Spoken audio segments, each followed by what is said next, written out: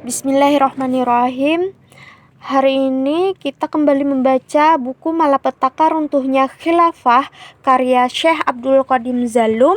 Pada bagian ketiga, judulnya adalah Pengaruh Semangat Nasionalisme dan Sentimen Separatisme. Upaya negara-negara Eropa, khususnya Inggris, Prancis, dan Rusia, untuk menghapuskan daulah Islam dari realitas kehidupan terus berlangsung. Namun demikian, berbagai upaya mereka untuk menghantam daulah Islam dari belakang melalui sejumlah perang yang terorganisasi dengan melibatkan banyak pasukan bersenjata dan melalui sejumlah medan pertempuran selalu mengalami kegagalan. Kegagalan tersebut bukan hanya karena kekuatan pertahanan yang dimiliki khalifah semata, tetapi terutama karena konstelasi politik internasional serta konflik di antara negara-negara Eropa dalam membagi-bagi rampasan perang dalam kurung daerah-daerah jajahan. Sebaliknya, berbagai upaya yang dilakukan oleh negara-negara Eropa itu di sejumlah wilayah Eropa seperti Serbia, Hongaria, Bulgaria, dan Yunani dan sebagainya menuai keberhasilan. Hal itu karena mereka berupaya menguasai wilayah-wilayah itu dengan cara membangkitkan semangat nasionalisme dan sentimen separatisme yang disebut dengan gerakan kemerdekaan. Karena itulah, negara-negara Eropa itu kemudian mengadopsi cara ini, yaitu membangkitkan semangat nasionalisme dan sentimen kemerdekaan atau separatisme ke seluruh negeri atau wilayah yang berada dalam naungan bendera Islam atau Daulah Khilafah Islam yang diperintah oleh khalifah kaum muslim.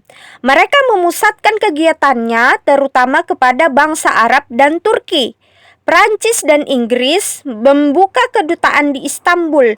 Dimulailah upaya membangkitkan nasionalisme dan separatisme di wilayah-wilayah utama kaum muslim. Kegiatan mereka secara khusus dilakukan di Baghdad, Damaskus, Beirut, Kairo, dan Jeddah.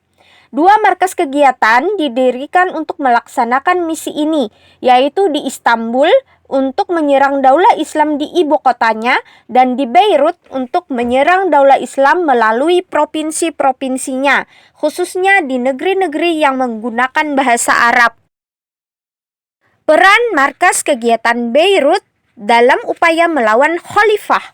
Markas kegiatan di Beirut yang merupakan markas kufur untuk menyerang Islam dan daulah Islam.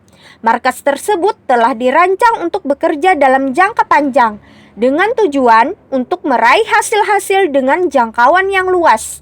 Adapun markas kegiatan di Istanbul dirancang untuk tujuan jangka pendek, yakni untuk memperoleh hasil-hasil dalam waktu yang singkat tetapi menimbulkan pengaruh yang sangat luas. Dengan demikian, markas kegiatan di Beirut dirancang layaknya racun yang mematikan. Markas ini mampu mengubah ribuan anak-anak kaum muslim menjadi kafir. Markas ini juga mampu mengubah berbagai interaksi sosial yang islami menjadi interaksi yang berjalan sesuai dengan aturan-aturan kufur. Ternyata, pengaruh yang ditimbulkan oleh markas kegiatan ini sangat efektif dalam menyerang daulah Islam selama Perang Dunia Pertama. Di Beirut, kaum kafir barat memulai aktivitas politik segera setelah Ibrahim Pasha ditarik secara langsung dari Syam. Pada tahun 1842, suatu komite dibentuk untuk mendirikan asosiasi ilmiah di bawah bimbingan dan program langsung dari The American Mission. Komite itu menjalankan programnya selama 5 tahun hingga tahun 1847. Yaitu saat mereka mendirikan suatu asosiasi yang dikenal dengan The Science and Art Association, Asosiasi Sains dan Seni. Asosiasi ini dipimpin oleh dua orang Nasrani yang dikenal sebagai kaki tangan Inggris yang paling berbahaya. Mereka adalah Butrus al-Bustani dan Nasib al-Yajizi. Mereka didukung oleh Kolonel Churchill dari Inggris dan Ellie Smith serta Cornelius Van Dyck dari Amerika. Tujuan asosiasi ini pada mulanya tidak jelas, namun Namun kemudian tujuan mereka mulai tampak jelas saat mereka menyebarluaskan berbagai ilmu pengetahuan kepada kalangan dewasa dan mendirikan sekolah bagi anak-anak. Mereka juga memberikan motivasi kepada kalangan dewasa dan kalangan anak-anak, membiasakan mereka dengan budaya barat, mengajari mereka berbagai pemikiran barat, serta mengarahkan mereka pada tujuan tertentu. Akan tetapi, sekalipun mereka berusaha dengan keras, selama 2 tahun mereka hanya mampu merekrut 50 orang anggota saja dari seluruh wilayah Syam. Semuanya beragama Nasrani dan kebanyakan berasal dari Beirut. Tidak ada seorang muslim pun yang tertarik untuk bergabung dengan asosiasi ini. Bahkan dari kalangan Druze pun tidak ada yang menjadi anggotanya. Kemudian, asosiasi lain didirikan pada tahun 1850 dengan nama Eastern Association atau Asosiasi Ketimuran. Asosiasi ini didirikan oleh gerakan Jesuit di bawah pengawasan pendeta Jesuit dari Prancis yang bernama Henri de Brenier. Seluruh anggota asosiasi ini beragama Nasrani. Pada tahun 1857, sebuah asosiasi kembali didirikan. Asosiasi ini menggunakan model baru yang berbeda dengan sebelumnya, yakni membatasi anggotanya hanya dari bangsa Arab saja. Non-Arab tidak diperkenankan menjadi anggota asosiasi ini. Para pendirinya juga berkebangsaan Arab. Dengan cara ini, asosiasi ini berhasil menarik sejumlah kaum muslim dan beberapa orang Druze. Mereka direkrut dalam kapasitasnya sebagai bangsa Arab. Sejumlah besar anggota bergabung hingga mencapai 150 orang. Beberapa tokoh duduk dalam kepengurusan, antara lain Muhammad Arsalan dari kelompok Druze, Husain Bayham dari kalangan Islam, serta Ibrahim Al-Yazizi dan anak Butrus Al-Bustani dari kalangan Nasrani. Dua orang yang disebut terakhir adalah orang-orang yang merancang ide asosiasi tersebut serta berusaha keras untuk mewujudkannya. Keberhasilan organisasi ini mendorong kaum kafir barat untuk melakukan pendekatan langsung guna membangkitkan semangat nasionalisme dan sentimen separatisme tanpa harus melalui cara menyebarluaskan pengetahuan serta menjalankan aktivitas secara terbuka tanpa melalui berbagai intrik dan kebohongan. Pada tahun 1875 didirikan lagi sebuah organisasi bernama The Secret Association atau Asosiasi Rahasia oleh 5 orang pemuda yang merupakan lulusan dari Fakultas Protestan di sebuah universitas di Beirut. Kelima pemuda tersebut beragama Nasrani. Sejumlah kecil orang kemudian bergabung dengan asosiasi ini. Organisasi ini mulai memusatkan kegiatan atas dasar suatu ide politik dan kemudian menjadi sebuah partai politik. Partai ini tegak di atas dasar nasionalisme Arab dan dianggap sebagai partai politik pertama yang berbasis nasionalisme Arab yang didirikan di wilayah kaum muslim. Partai politik ini menyeru bangsa Arab untuk mempropagandakan Arabisme dan nasionalisme. Partai ini berusaha memicu sentimen permusuhan terhadap Daulah Utsmaniyah dan menyebutnya sebagai negara Turki. Partai ini memperjuangkan pemisahan agama dari negara, menegakkan nasionalisme Arab sebagai dasar persatuan, serta mengubah loyalitas kaum muslim pada akidah Islam menjadi loyal pada nasionalisme Arab semata. Partai ini menerbitkan banyak selebaran sekaligus menyebarluaskannya secara rahasia. Di antara selebaran tersebut ada yang berisi tuduhan terhadap Turki. Mereka menuduh Turki telah merampas khilafah dari tangan bangsa Arab, melanggar kemuliaan syariat Islam, dan bertindak sewenang-wenang dalam agama. Padahal pada kenyataannya, para aktivis organisasi rahasia ini dan para pengurusnya seluruhnya berasal dari kalangan Nasrani yang membenci Islam. Setelah itu, berbagai kegiatan nasionalis mulai bermunculan dan menyebar. Nasionalisme pun mulai berkembang luas. Namun demikian, kegiatan di Beirut ini dirancang oleh sejumlah negara Eropa dengan target hanya untuk merekrut mata-mata serta melakukan upaya-upaya yang bertujuan menghancurkan pemikiran Islam dan jiwa kaum muslim. Secara politik, target yang ingin diraih asosiasi ini menurun. Meskipun demikian, secara intelektual, pengaruh yang ditimbulkan sangat membahayakan. Peran markas kegiatan Istanbul dalam menentang negara Islam. Sebagaimana markas kegiatan di Beirut, markas di Istanbul dimanfaatkan oleh kaum kafir barat untuk menyerang negara Islam di pusat pemerintahan serta menyerang para pejabatnya. Sementara itu, kaum kafir melakukan sejumlah aksi. Aksi yang paling penting dan menuai hasil yang paling hebat adalah pendirian organisasi Turki Muda alias Komite Persatuan dan Kemajuan atau Union and Progress Committee. Komite ini pertama kali didirikan di Paris oleh para pemuda Turki yang benaknya telah dipenuhi dengan pemikiran Prancis dan dididik secara kuat dengan konsep revolusi Prancis. Sejak awal, organisasi ini didirikan sebagai Komite Revolusi Rahasia. Pemimpin kelompok revolusioner ini adalah Ahmad Rida Bey. Dia adalah figur yang cukup terkenal di kalangan masyarakat yang mempunyai gagasan untuk mengimpor kebudayaan barat ke negeri kelahirannya, Turki. Komite ini kemudian mendirikan cabang-cabangnya di Berlin, Salonik, dan Istanbul. Markas kegiatan di Paris diorganisasi dengan sangat rapi. Program-programnya sangat radikal. Cara-cara publikasinya dijalankan dengan solid.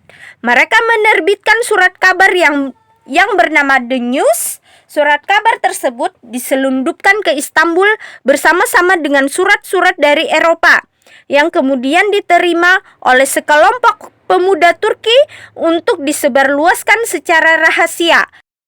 Kelompok ini juga menerbitkan sejumlah leaflet politik yang diselundupkan dengan cara yang sama. Di Berlin, markas kegiatan didirikan oleh masyarakat kelas menengah, mantan menteri negara, mantan pejabat tinggi, dan politisi ulung. Mereka menyerukan reformasi dan pelaksanaan urusan-urusan kenegaraan sesuai dengan sistem pemerintahan Jerman. Mereka menyerukan penyatuan berbagai kelompok masyarakat di dalam Daulah Utsmaniyah serta mendirikan suatu bentuk pemerintahan seperti Federasi Jerman. Di Salonik, sebagian besar anggota markas kegiatan adalah para perwira militer yang terdidik dan memiliki pengaruh sangat kuat di kalangan angkatan bersenjata. Mereka dipersiapkan untuk melakukan revolusi. Sejumlah pemimpin tokoh terkemuka atau syekh bergabung sehingga semakin memperkuat organisasi ini. Selain itu, beberapa pejabat muda seperti Tal'at yang di kemudian hari diangkat menjadi Perdana Menteri juga bergabung. Namun demikian, organisasi ini diperintah dan dikendalikan dari Paris. Mereka tidak pernah membantah pendapat Paris. Markas kegiatan di Paris mengarahkan mereka sepenuhnya pada berbagai teori dan pandangan barat. Markas ini juga berusaha membangkitkan semangat perlawanan di kalangan mereka. Penginapan kaum Masonis, terutama penginapan Italia yang besar di Salonik, sering digunakan untuk melaksanakan aktivitas kelompok ini. Secara kultural, kelompok ini terbantu. Berbagai rapat sering diadakan di kamar-kamar penginapan kaum Masonis ini. Mata-mata negara tidak mungkin bisa mengakses kamar-kamar tersebut sekeras apapun upaya yang mereka lakukan. Banyak anggota penginapan Masonis ini bergabung dengan Komite Persatuan dan Kemajuan. Komite menerima penggabungan tersebut dalam rangka memperbanyak anggotanya, memperkuat pengaruhnya, serta demi memperoleh bantuan. Selanjutnya, para anggota komite mendapatkan keuntungan dari cara-cara kaum Masonis membuka hubungan dengan Istanbul. Dengan begitu, mereka pun semakin dekat dengan istana. Organisasi Turki Muda atau Komite Persatuan dan Kemajuan memulai rapat-rapat rahasia dan mempersiapkan revolusi. Peristiwa tersebut terus berlangsung hingga tahun 1908, yaitu ketika komite ini melancarkan revolusi dan melakukan kudeta atas pemerintahan. Kekuatan komite ini semakin nyata. Negara-negara Eropa pun menunjukkan dukungannya. Pada musim gugur tahun 1908 menjelang peresmian parlemen, para anggota komite cabang Selanik mengadakan suatu konferensi. Konferensi ini dianggap sebagai unjuk kekuatan yang pertama kalinya. Pemimpin partai pada saat itu adalah pendirinya, yaitu Ahmad Rida Baik. Pada kesempatan itu, ia berpidato di hadapan para delegasi untuk menunjukkan rasa bangga dan rasa senangnya atas keberhasilan partai.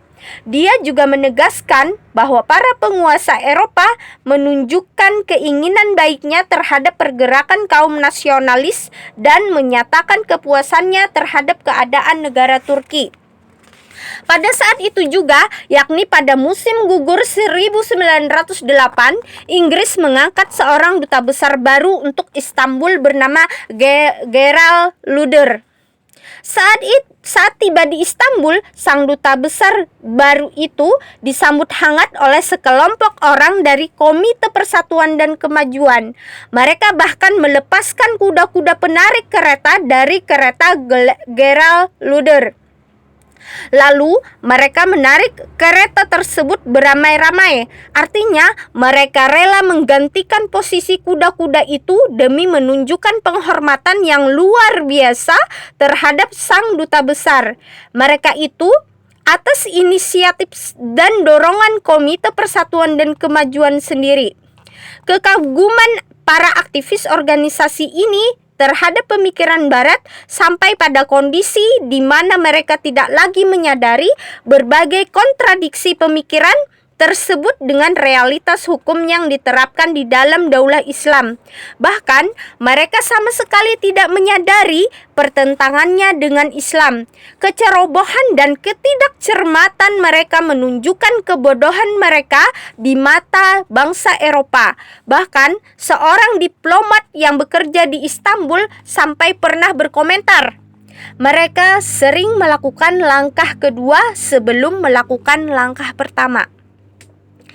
Para aktivis Komite Persatuan dan Kemajuan terlalu terburu-buru menyerahkan berbagai urusan pemerintahan pada orang-orang yang telah dipengaruhi oleh hukum-hukum dan pemikiran Barat, hingga akhirnya mereka mendapatkan kekuasaan dari Partai Turki Muda. Kegiatan mereka, ketika mereka menyadari bahwa siapa yang mengendalikan angkatan bersenjata pasti memiliki seluruh kekuasaan, maka mereka berupaya melakukan pengangkatan pimpinan angkatan bersenjata berdasarkan kebijakan partai. Akibatnya, seluruh anggota tentara memilih masuk partai daripada berkarir di militer. Mereka juga membuat undang-undang yang menyatakan bahwa berdasarkan hukum, setiap warga negara Daulah Utsmaniyah mempunyai hak yang sama, sebagaimana yang dimiliki oleh seluruh bangsa Turki, serta harus melakukan kewajiban yang sama. Komite tersebut mengendalikan sepenuhnya kekuasaan seluruh negara, sekarang dan pada masa yang akan datang. Dengan demikian, gagasan yang dipilih Barat untuk menyerang negara Islam dan menghancurkan khilafah berhasil dengan baik. Gagasan itu adalah mendapatkan kekuasaan melalui anggota-anggota partai yang berkuasa dan melalui pendukung-pendukungnya yang tidak saja menganggap bahwa Islam tidak sesuai untuk masa sekarang, namun juga menganggap bahwa hanya pemikiran dan budaya Baratlah yang paling sesuai. Mereka juga menganggap bahwa penjagaan atas nasionalisme Turki merupakan salah satu kegiatan utama partai. Bahkan, kesetiaan mereka terhadap nasionalisme Turki melebihi kesetiaan mereka pada apapun. Mereka menyombongkan dan mencurahkan segenap perhatian mereka pada nasionalisme ini. Mereka sampai menganggap bahwa Turki lebih baik daripada negeri-negeri kaum muslim lainnya dan bahwa bangsa Turki lebih baik daripada seluruh kaum muslim lainnya. Dengan demikian, pendirian Partai Turki Muda atau Komite Persatuan dan Kemajuan merupakan salah satu aktivitas paling keji yang dilakukan Barat untuk menghancurkan daulah Islam dan Islam. Cara tersebut memberikan hasil yang sangat cepat, mengingat tidak ada metode lain yang lebih cepat bagi sebuah partai untuk mengambil alih kekuasaan, selain dengan menggali jurang pemisah di antara para warga negara sedemikian rupa sehingga tidak ada lagi jembatan yang dapat menghubungkan mereka. Karena itulah, nasionalisme merupakan perkara yang paling berbahaya, yang memecah belah umat serta menimbulkan rasa permusuhan, kebencian, dan peperangan di kalangan mereka. Meskipun keanggotaan komite terbuka bagi semua warga negara, paham nasionalisme yang mereka anut terlanjur membangkitkan gagasan nasionalisme di kalangan rakyat daulah Islam.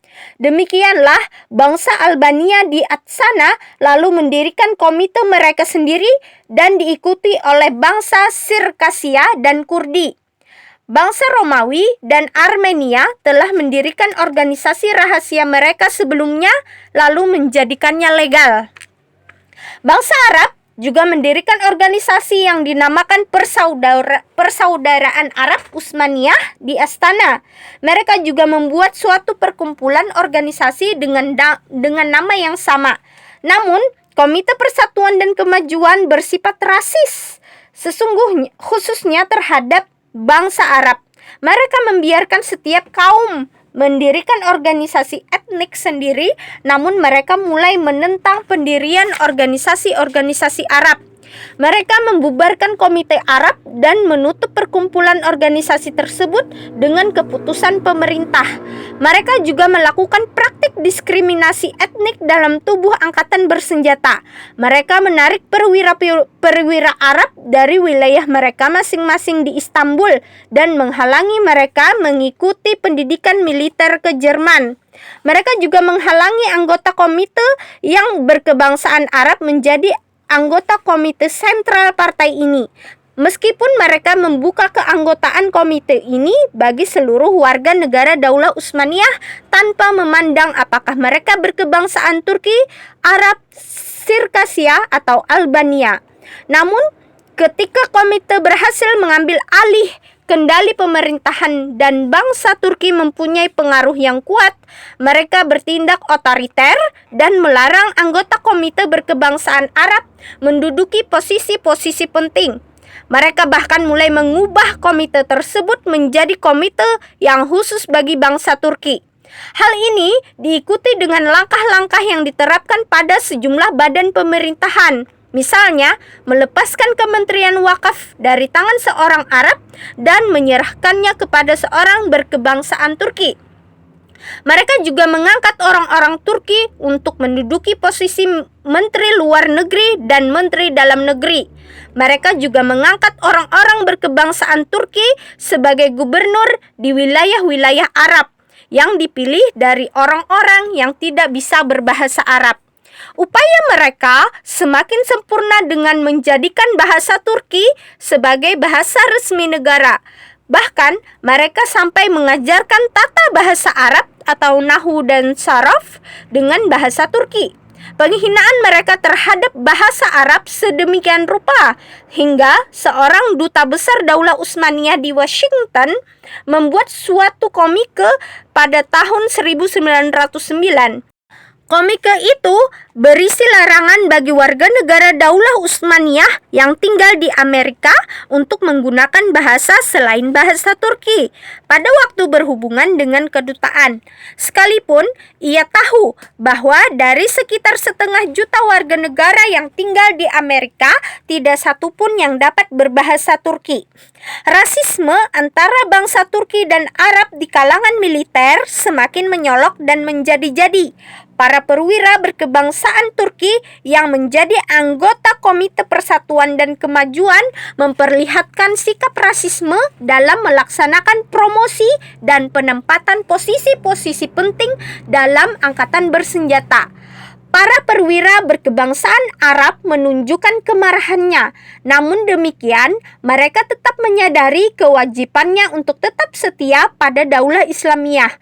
Mereka sadar bahwa masalah ini bukan sekedar masalah persatuan bangsa Turki dan bangsa Arab, namun masalah persatuan umat Islam.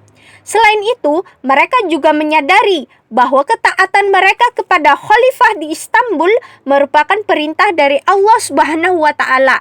Sementara Allah telah mengharamkan pembangkangan kepadanya. Mereka juga menyadari bahwa sesama muslim adalah bersaudara, dilarang membiarkannya dizolimi maupun menzoliminya. Namun, beberapa perwira Arab mulai terpengaruh dengan keadaan ini. Pada tahun 1909, mereka meminta suatu pertemuan dengan kalangan yang berpengaruh dalam Komite Persatuan dan Kemajuan. Permintaan ini dikabulkan. Lalu mereka mengadakan pertemuan di Istanbul. Mereka merundingkan sejumlah langkah yang akan ditempuh untuk menyelesaikan secara pasti permasalahan antara bangsa Arab dan Turki.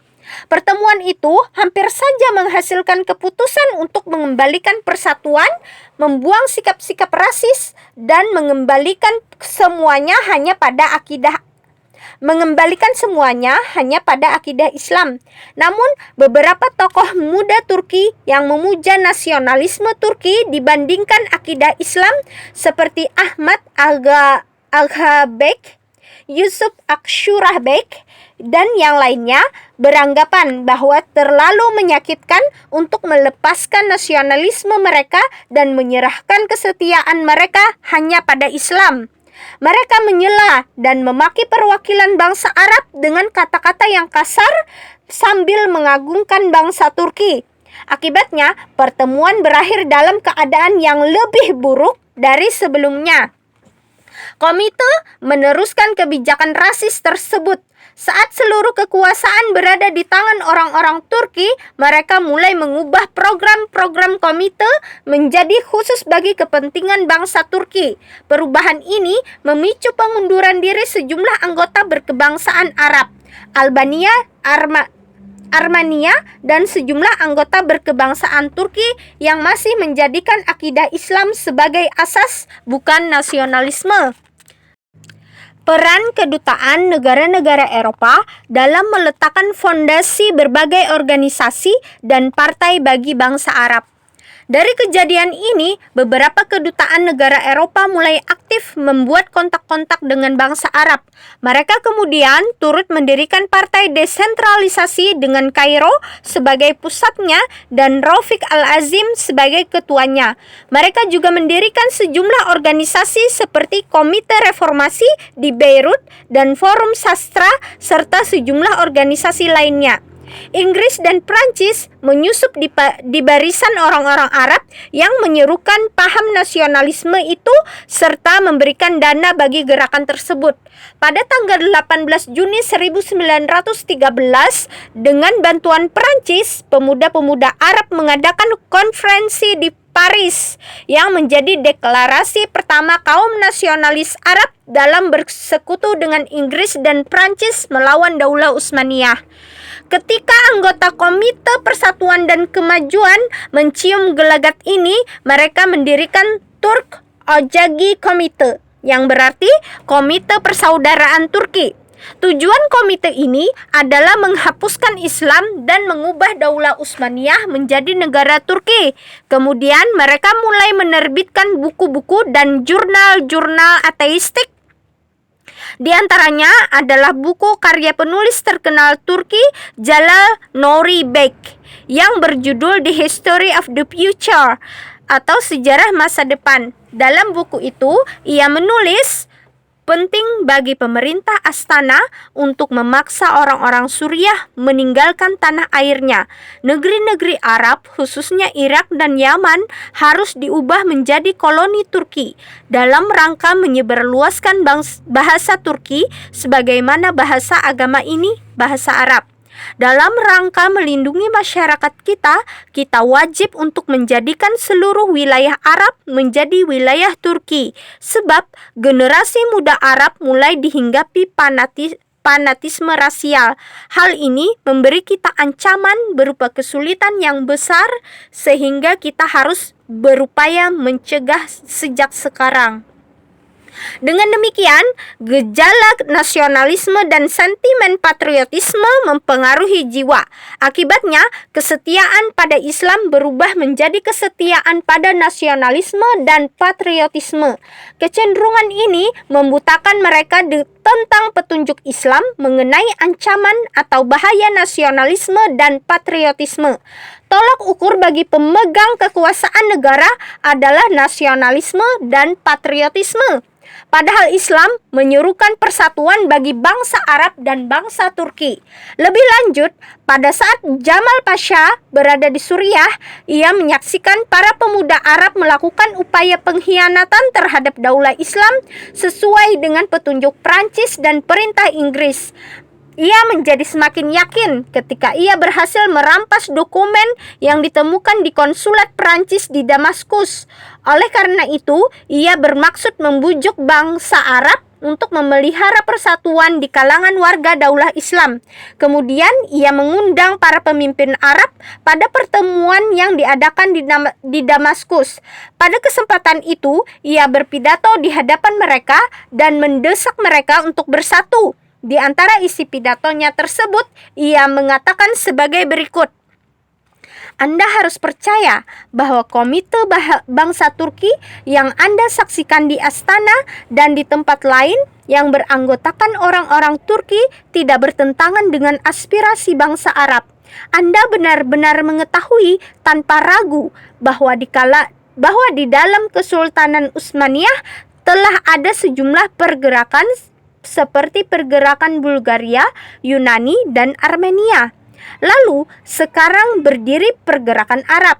Orang-orang Turki benar-benar telah lupa akan keberadaannya hingga mereka takut menyebut kebangsaannya. Spirit nasionalisme mereka telah mati hingga mereka khawatir bangsa mereka akan terpecah belah. Oleh karena itu, dengan tujuan untuk mengakhiri kekhawatiran ini, maka orang-orang Turki muda bangkit dengan semangat untuk melaksanakan penghargaan yang layak. Mereka mengangkat senjata untuk mengajarkan semangat patriotik di kalangan bangsa Turki. Dia menambahkan, hari ini saya mampu meyakinkan Anda sekalian bahwa aspirasi bangsa Turki sama sekali tidak bertentangan dengan aspirasi bangsa Arab. Karena bangsa Arab dan Turki tidak lain adalah sesama saudara dengan tujuan-tujuan patriotiknya. Dia juga menambahkan, ringkasnya, aspirasi utama partai tersebut, yaitu Partai Turki Muda atau Persatuan dan Kemajuan, adalah untuk mendapatkan kehormatan bangsa Turki di mata bangsa-bangsa lain di dunia, dan untuk menegakkan hak hidupnya di sisi bangsa-bangsa lain pada abad ke-20. Demikianlah pidato Jamal Pasha yang bermaksud untuk menyatukan kaum muslim di bawah bendera Khilafah Islamiyah dan menggagalkan usaha-usaha yang dilakukan bangsa Arab untuk memisahkan diri dari Turki, yaitu dari Khilafah, serta menghalangi mereka meminta bantuan dari kaum kafir Prancis dan Inggris. Aktivitas Jamal Pasha yang memberikan hukuman gantung kepada para pengkhianat yang bekerja sama dengan Prancis dan Inggris dalam menentang khilafah sungguh dapat dibenarkan. Alasannya karena para pengkhianat tersebut baik dari kalangan muslim maupun kafir telah mengingkari kebenaran Islam. Ia juga dibenarkan ketika menghancurkan setiap pengkhianat dan individu yang berusaha melawan khilafah, sekalipun dia berjuang demi patriotisme. Terlebih, jika individu tersebut melawan khilafah bersama dengan kaum kafir dan di bawah perintahnya. Namun, Jamal Pasha dan Partai Turki Muda atau Komite Persatuan dan Kemajuan juga pantas dihukum dan dipenjara karena memelihara ide patriotisme. Pidato menyejukkan yang ia sampaikan merupakan suatu kekeliruan. Sikap separatisme patriotik tidak seharusnya disikapi dengan cara tersebut, karena pidato tersebut mengindikasikan adanya doktrin-doktrin yang merusak serta tidak memperhatikan Islam sebagai satu-satunya perekat antar warga negara dan satu-satunya ideologi bagi tegaknya khilafah. Kata-kata yang seharusnya dia ucapkan, yang dianggap sebagai keputusan akhir dan tidak diperbolehkan mengucapkan kata-kata selain itu adalah bahwa kita semua harus memberikan kesetiaan hanya pada akidah Islam. Kita tidak boleh memberikan kesetiaan pada selain itu. Akidah ini harus menjadi satu-satunya tolok ukur bagi semua aktivitas kita. Namun, alih-alih mengatakan kalimat di atas, ia justru menenangkan kaum muslim yang berbahasa Arab dengan berkata, aspirasi bangsa Arab tidak bertentangan sama sekali dengan aspirasi bangsa Turki. Ia juga mengatakan, bangsa Arab dan Turki tidak lain adalah sesama saudara dengan tujuan patriotiknya. Ia pun mengatakan aspirasi utama partai tersebut, yaitu Partai Turki Muda atau Persatuan dan Kemajuan, adalah untuk mendapatkan kehormatan bangsa Turki di mata bangsa-bangsa lain di dunia dan untuk menegakkan hak hidupnya di sisi bangsa-bangsa lain pada abad ke-20, yaitu dengan bangsa Inggris, bangsa Perancis, bangsa Italia, dan bangsa Yunani, atau dengan kata lain, dengan bangsa-bangsa kafir. Demikian pada bagian 3 dari buku Malapetaka Runtuhnya Khilafah. Wassalamualaikum warahmatullahi wabarakatuh.